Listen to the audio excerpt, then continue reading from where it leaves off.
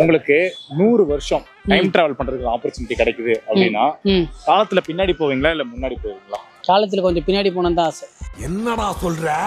பின்னாடி தான் போவீங்க. 100 வருஷம் பின்னாடி போவீங்களா? 100 வருஷம் பின்னாடி போக மாட்டேன்.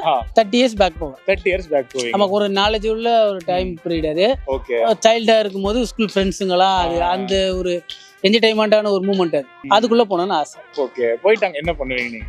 போயிட்டு என்ன பண்ணுவேன், ஒரு அந்த சந்தோஷத்தை என்ஜாய் பண்ணுவேன், வேற எதுவும் இல்லை. ஓகே. ஜாலியா ஃப்ரெண்ட்ஸோட இருந்துட்டு ஆமா உண்மை. அந்த லைஃப் வேற லைஃபுங்க. இப்போ ஃபேமிலி லைஃப் ஒண்ணுக்குது, அப்புறம் வாழ்க்கையில பிசினஸ் லைஃப், அதை நம்ம அடுத்த கட்டது எல்லாம் பணத்தை நோக்கியே ஓடுற மாதிரி ஒரு கட்டாயம் வருது.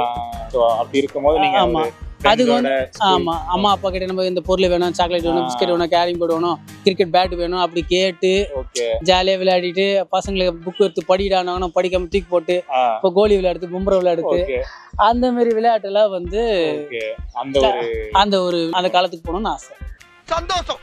இந்த வீடியோ உங்களுக்கு பிடிச்சிருக்கும்னு நம்புறேன். இது போல இன்னும் நிறைய வீடியோஸ் பார்க்கறதுக்கு மறக்காம சுதேஷ் மித்ரன் சேனலை சப்ஸ்கிரைப் பண்ணிக்கோங்க.